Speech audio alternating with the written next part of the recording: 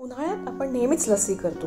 यंदा उन्हाळ्यात आपण त्याच पदार्थांपासून अतिशय चविष्ट व पौष्टिक असं पियुष कसं करायचं ते पाहूया. नमस्कार, मी अनुपमा. आज मी तुम्हाला पियुष करून दाखवणार आहे. मी तुम्हाला आज दोन प्रकारचे पियुष दाखवणार आहे. एक जे बाजारात मिळतं जायफळ, केशर, वेलची युक्त ते पियुष आणि मँगो पियुष. घरच्या साहित्यात ते कसं बनवायचं हे मी तुम्हाला आज दाखवणार आहे. तर साहित्य मी तुम्हाला दाखवते. दही, आमरस, पिठी साखर.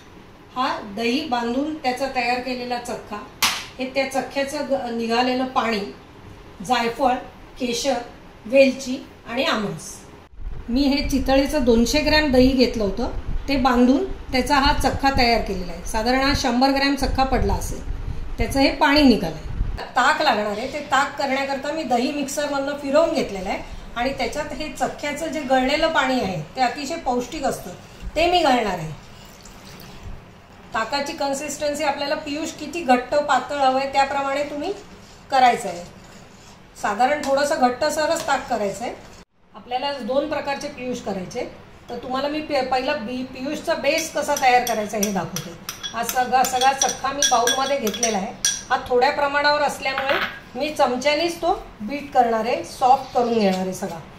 जर मोठ्या प्रमाणावर असेल तर हा तुम्ही पुरण यंत्रातनं बारीक करून घ्यायचा किंवा मिक्सरला फिरवायचा. तर सगळ्या गुठळ्या या चक्क्यातल्या मोडून घेतलेल्या आहेत. हा अगदी आता स्मूथ झालेला आहे.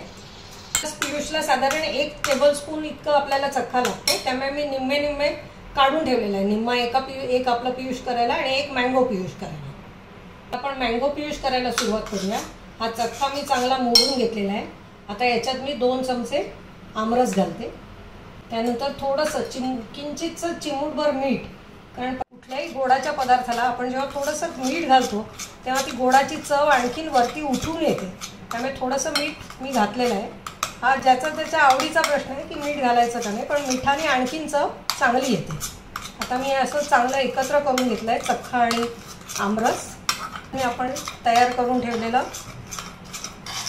ताक घालणार आहे. या ताकात आपण चक्क्याचं निघालेलं पाणी जे होतं ते वापरलेलं आहे, म्हणजे आपलं पियुष एकदम पौष्टिक होणार आहे. उन्हाळ्याकरता आपण नेहमीच लस्सी करतो, तर हा एक वेगळा प्रकार करून बघायला काहीच हरकत नाही आणि अतिशय सोपा आहे. आपण पियुष करता श्रीखंडा एवढा घट्ट चक्क्याची गरज आहे असं काही नाही आहे.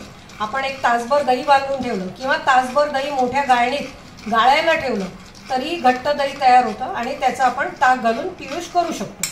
आता मी हे थोडंसं हँड ब्लेंडरनी ब्लेंड करून घेते, म्हणजे सगळं एकजीव होईल.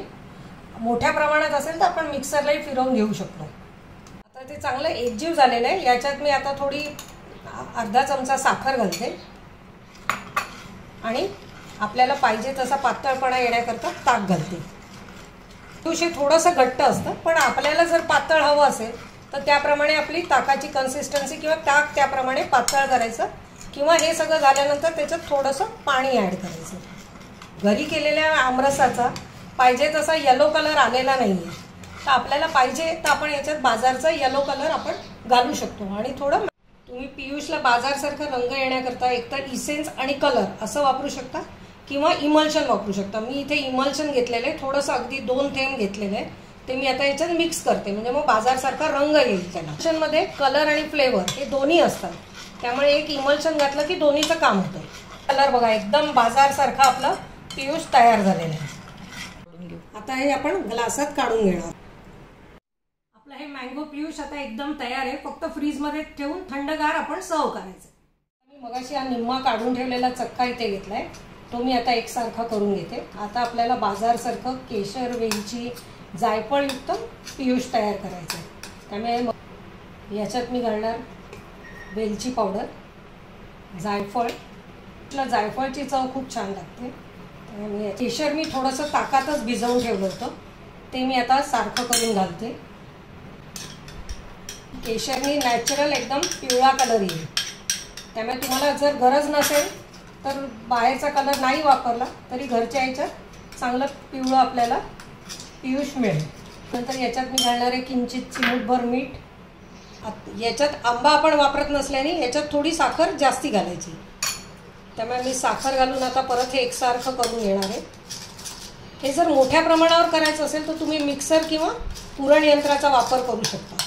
त्यानंतर याच्यात घालणार आहे मी ताक.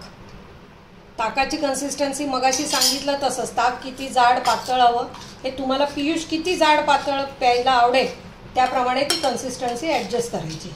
आणि साधारण 1 ग्लासला 1 चमचा चक्का हा पुरेसा होतो. साखरेचं प्रमाण असं आहे की आपण ते थोडंसं घालून टेस्ट करून आपल्याला जसं हवं तसं ॲडजस्ट करून घ्यावं लागतं. आणि ब्लेंडरनी थोडंसं ब्लेंड करून घेतो. आता आपण हे ग्लासमध्ये काढून घ्यायचं. हे आपलं घरगुती साहित्य तयार केलेलं पियुष तयार आहे. याच्यात कुठलेही आपण फूड कलर वगैरे वापरलेलं नाही आहे. त्यामुळे केशराचा जेवढा रंग येईल तेवढा पिवळा रंग याला येतो. तुम्हाला अगदी बाजारसारखा हवं असेल तर याच्यात थोडासा पिवळा रंग घालायचा. आणि आपण मुळात चख्याचं पाणी वापरल्याने हे अतिशय पौष्टिक पियुष आपलं तयार झालं आहे. हे आपल्या रेग्युलर पियुषला मी गार्निशिंग करता थोड्या चारोळ्या घालते. फ्रीजमध्ये ठेवून मी थंड करून घेतलेले आहेत आणि आपले आता दोन्ही पियुष प्यायला एकदम रेडी आहेत. नक्की करून पहा.